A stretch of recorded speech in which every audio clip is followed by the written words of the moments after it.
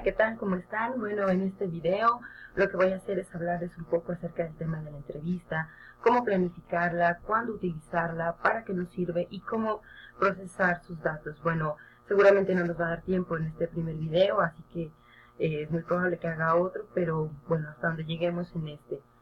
Lo primero que tengo que hacer es darle crédito a quien se lo merece y en ese sentido, aunque me cueste un poco de trabajo, pero la verdad es que todo lo que sé, o casi todo lo que sé respecto al tema de la entrevista, yo se lo debo muchísimo al doctor Eugenio Camarena Ocampo, que fue mi tutor de la maestría y que me enseñó muchísimo respecto de cómo trabajar con el discurso del otro. ¿Mm?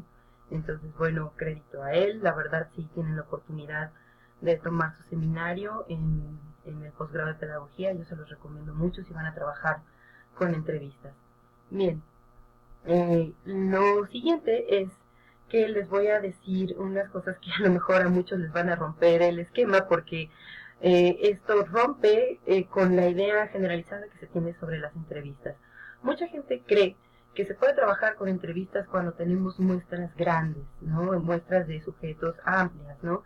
Es decir, si yo en mi tesis o en mi investigación estoy contemplando a lo mejor 80, 100 sujetos de estudio, una muestra, algo así, de esa cantidad, y que a lo mejor se me ocurre, como quiero hacer una investigación cualitativa, pues meter en entrevistas. ¿Por qué creen que eso no se puede, eso no se debe hacer, ¿no? Porque, porque una entrevista lo que me va a dar de alguna manera es la posibilidad de trabajar con el discurso del otro. Para trabajar con muestras grandes están los cuestionarios, las encuestas, ¿no? Incluso pueden meter preguntas de respuesta abierta y cuantificar. Eso es lo que se va a hacer con muestras grandes. ¿Y por qué con la entrevista no? Bueno, vamos a ponerlo así. Una entrevista bien trabajada puede llegar a durar hasta 2 horas, ¿no? Dependiendo de lo que el sujeto diga. Yo he sabido de entrevistas que llegan a durar hasta 4. Pero bueno, pongamos un promedio, 1 hora, hora y media o 2. Por cada hora de grabación de entrevista, son 4 horas de transcripción aproximadamente. Ahora imagínense eso en una entrevista de 2 horas, 8 horas de transcripción. Aparte, imagínense eso en 5 sujetos, 10 sujetos, 20 sujetos. Bueno, ya es bastante, ¿no? Sería imposible pensar algo así, a menos que tengan un equipo de investigación impresionante en una muestra de 80 sujetos, ¿no? Entonces, si van a trabajar con muestras grandes, olvídense de la entrevista. Mejor sean honestos, sean sinceros y digan que van a meter un cuestionario y punto, ¿no? ¿Cuál es la gran diferencia? Miren, muchas veces se habla de que existe la entrevista estructurada, ¿no? Que es la que lleva sus preguntas y punto, y ya, ¿no? Y nos esperamos a que el sujeto nos responda sí o no, o una, dos o tres palabras y ya, y no vamos a profundizar sobre lo que él nos está diciendo. Bueno, pues este tipo de entrevistas realmente corresponden más a un cuestionario abierto, así que no las vamos a considerar en este tema que estamos tratando ahorita. Aquí vamos a trabajar nada más con la entrevista semiestructurada. ¿Por qué la no estructurada no? Bueno, la no estructurada es aquella entrevista en donde no llevo ningún guión, ¿no? En donde únicamente voy pues a ver qué me dice mi sujeto y eso se utiliza en ciertas metodologías que también son muy interesantes, como por ejemplo las historias de vida y demás, pero yo sí creo que es importante tener una especie de guía que me vaya más o menos marcando el camino de lo que a mí me interesa saber, ¿no? Sobre todo para no tener demasiada información al final y eso lo que va a hacer es que nos va a dificultar el análisis de los datos. Entonces yo les recomiendo trabajar con la entrevista semiestructurada, que es aquella en donde yo tengo algunas preguntas y a partir de la respuesta de mi sujeto yo puedo realizar otras preguntas e ir profundizando. Esto es más o menos un poco la técnica de la entrevista en profundidad que utilizan muchísimo los etnógrafos. Yo lanzo una pregunta, mi sujeto me responde y yo voy profundizando poco a poco en esa respuesta, haciendo más preguntas, más cuestionamientos a partir de lo que a mí me resulte significativo. ¿Ok? Bien. Lo primero que se tiene que hacer entonces es decidir el tipo de entrevista. Yo les recomiendo la semiestructurada. Lo segundo, pues, es hacer el guión de entrevista. El guión de entrevista está íntimamente ligado con el protocolo de investigación. Si ustedes tienen bien armado un protocolo y saben lo que quieren y ya lo pudieron plasmar, su guión de entrevista no les va a dar mucho problema, ¿no? Pero hay que saber cómo hacerlo. Entonces, yo les recomiendo trabajar con una tabla como esta, en donde voy diciendo, bueno, a partir de qué eje metodológico voy a trabajar con cada pregunta, ¿no? Qué preguntas voy a hacer y qué información quiero obtener. ¿Por qué los ejes metodológicos? Los ejes metodológicos son, de alguna manera, estos puntos nodales que sostienen mi investigación. ¿Qué me interesa saber? Está en esos ejes metodológicos. Yo estoy manejando 4. El primero tiene que ver, bueno, mi tesis, ya lo saben, mi tesis de doctorado eterna es sobre la formación inicial de los filósofos. Me interesa ver, por ejemplo, cómo los profesores abordan el tema de la consecución de objetivos cuando ellos dan clase. Me interesa ver qué contenidos ellos están manejando. Está el segundo eje metodológico. El tercero son los recursos que utilizan para dar clase. Y el cuarto tiene que ver con qué tan satisfechos están ellos con esas expectativas que tienen al momento de empezar sus cursos, ¿no? Entonces, bueno, tengo esos grandes pilares en mi protocolo y yo tengo que ligar cada pregunta que vaya a realizarle a mis sujetos de estudio con esos ejes metodológicos, ¿no? Entonces, bueno, hago mi tabla y los contemplo, ¿no? Tengo que describir qué es cada uno para que a mí me quede muy claro, o sea, qué contiene cada eje metodológico para saber qué voy a preguntar, ¿no? Por ejemplo, en el primero, lo que me interesa saber es los objetivos del programa de enseñanza de la filosofía, ¿no? Rastrear objetivos vinculados a procesos de formación inicial y describir la naturaleza y características de estos, ¿no? A eso es lo que a mí me interesa saber. Y entonces formulo, tengo aquí dos preguntas nada más para ese eje metodológico. La primera es, ¿cuál diría usted que es el objetivo primordial de la asignatura de enseñanza de la filosofía? Y lo más importante de esta tabla tiene que ver con esta última columna, ¿no? ¿Qué información quiero obtener con la pregunta? Esto es algo sumamente práctico, porque si ustedes no saben qué quieren obtener con esa pregunta, la verdad es que al final van a tener un guión como de 30 preguntas, van a cansar al entrevistado, lo van a agobiar, y de esas 30 preguntas a lo mejor resulta que le sirven 3 o 4 para su tesis, su investigación, y las demás se quedan ahí en el olvido.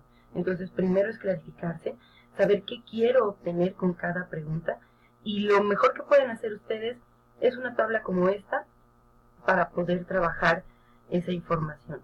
Ahora, ¿cuántas preguntas en una investigación? La verdad es que no hay un número determinado, por supuesto, pero yo les recomiendo que sean pocas. De repente veo guiones de entrevista que tienen 30 preguntas, 50 preguntas para trabajar a profundidad. No, la verdad es que eso es demasiado, ¿no?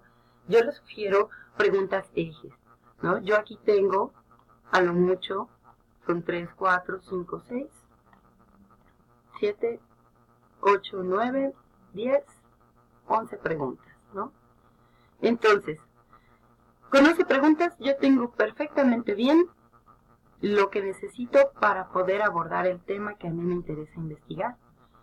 Y si al momento de llevarle a cabo la entrevista, mi entrevistado me dice algo que a mí me llama la atención, pues profundizo sobre eso haciéndole otra pregunta. Por eso les recomiendo que el guión lleve pocas preguntas, contemplando que al momento en que ustedes van a realizar la entrevista, van a surgir más preguntas. Así es que, para no agobiarlo y para que esto no se haga demasiado amplio, lo mejor es que sean pocas preguntas en el guión y ya, que sean preguntas eje, y ya al momento de llevar a cabo la entrevista, entonces pueden hacer las preguntas complementarias. Ahora, ¿qué se requiere para hacer las preguntas complementarias? Que paren las orejas, que escuchen muy bien lo que su entrevistado está diciendo. Esto es muy difícil. Parece mentira, pero es muy difícil. De momento, porque les va a requerir toda la concentración posible. Entrar en una entrevista es una situación muy especial. De entrada se construyen situaciones, ¿no? La entrevista implica un campo, y el campo son el entrevistado y el entrevistador. Y en ese campo se construyen transferencias y contratransferencias, es decir, su entrevistado va a sentir cosas por ustedes y ustedes por su entrevistado, ¿no? Esto es muy chistoso, pero la verdad es que yo cuando he realizado entrevistas no puedo dejar de constatarlo.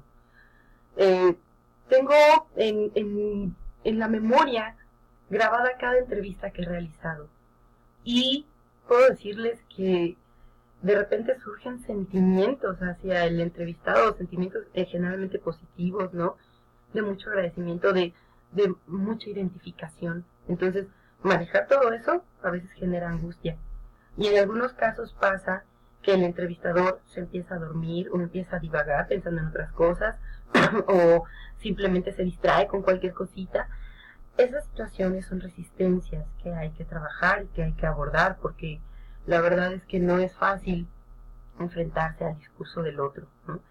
La entrevista no es para cualquier investigador, la entrevista es para personas que tienen esa facilidad de querer escuchar al otro, porque el otro a veces va a decir cosas que nos van a chocar, cosas que nos van a mover el piso, y cómo manejar eso. De entrada, lo que yo más les recomiendo es gesticular lo menos posible, ¿no? Algunos dicen que hay que adoptar la postura del muerto, de la cama, de no moverse, no es sí, ¿no? ¿Por qué? Porque si mi entrevistador me está contando algo y yo estoy, sí, no, o sea, y estoy asintiendo con la cabeza y estoy haciendo gestos o me estoy sorprendiendo, la verdad es que eso puede condicionar un poco la respuesta de mi entrevistado. Entonces, lo más recomendable es que yo trate de gesticular lo menos posible, de estar pues, en una actitud seria pero atenta, y pues por supuesto también ser amable con ellos, porque tampoco voy a estar así con una cara de total funeral, porque eso los va a inhibir. Tienen que lograr que el otro se abra, que el otro les comparta su experiencia, ¿no? Y la verdad es difícil, entonces trabajar con la entrevista es algo que yo no les voy a poder explicar en 1, 2, 3, 4, 5, 6, 7 videos, porque es todo un tema de investigación.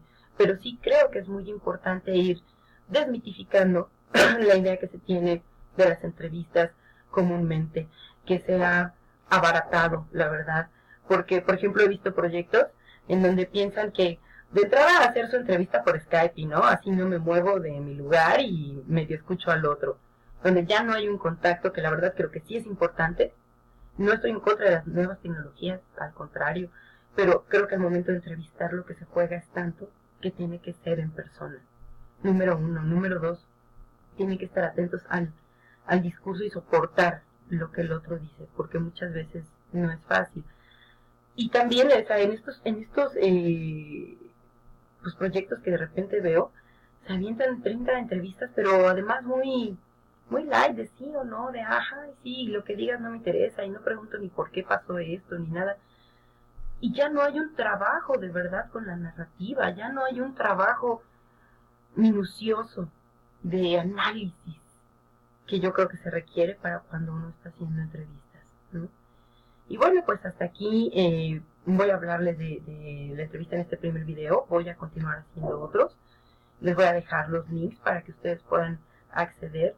Y seguimos hablando de, bueno, cómo trabajar con los registros, cómo prepararnos para una entrevista, cómo realizarla adecuadamente. Si les ha gustado este video, pues por favor denle ahí un like, ¿no? Se los agradeceré muchísimo. Y pues nos vemos en el siguiente video. Gracias.